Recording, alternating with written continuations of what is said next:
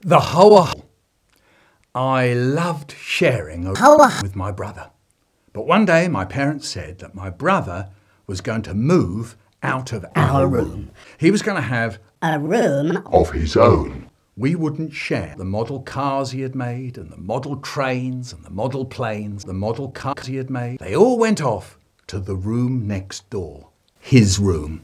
And soon he got to work making something new, something really big. I wanted to be in there while he was making it, but I had to go to bed in my room, the room that used to be my room. So I had an idea. I had a metal ruler, a hard steel ruler with sharp edges and corners. I got into bed with this metal ruler, and just where the bed meets the wall, just out of sight of anyone looking, I started to scratch the wall with the hard corner of the metal ruler. Scratch, scratch, scratch. Scrape, scrape, scrape, scratch, scratch, scratch. I was making a hole through to my brother's bedroom. I twisted the corner of the metal ruler round and round and round. Scratch, scratch, scrape.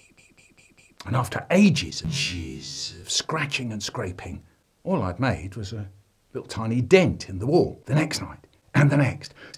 Scratch, scratch, scratch. The dent got a tiny bit deeper. And the next night, and the next. Scratch, scratch, scratch.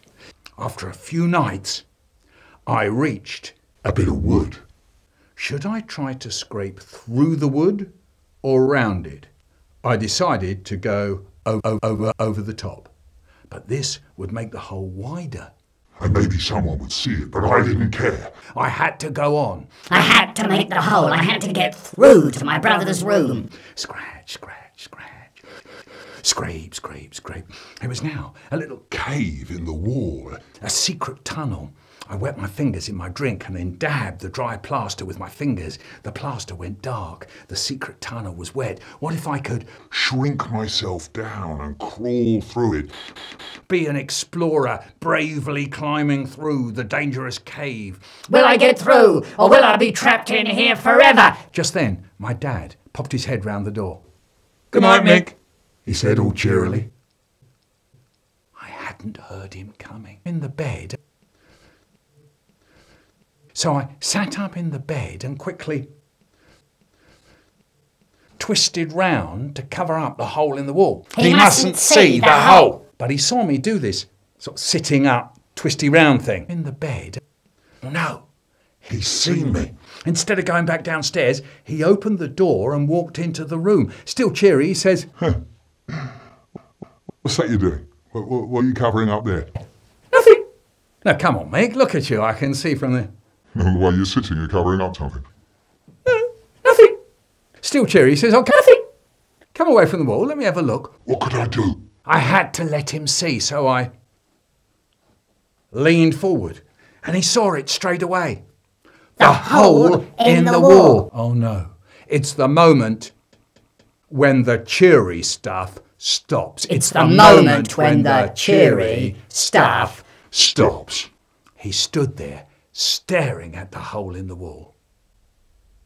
He pointed at it. What's that? He says. It's a hole in the wall, I said. I can see it's a hole in the wall, he says, but how in heaven's name did you make a hole in the bedroom wall? With this, I said. And I pulled the metal ruler out from under the covers. He slapped his hand on his forehead. You've wrecked the wall, he says. He shouted for my mum. Colin, come and have a look at this.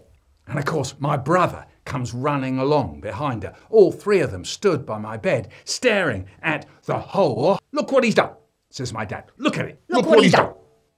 He's wrecked the wall. It's wrecked. Oh, Michael, says my mum. And my brother is giggling and giggling. It must have taken him ages, he says. And Mum is saying, but Michael, what did you think you were doing? And why did you do it? And I said, I was trying to get through to Brian's room. And my brother says, but Mick, you could have just got up, walked out the door, walked across the landing and then through my door.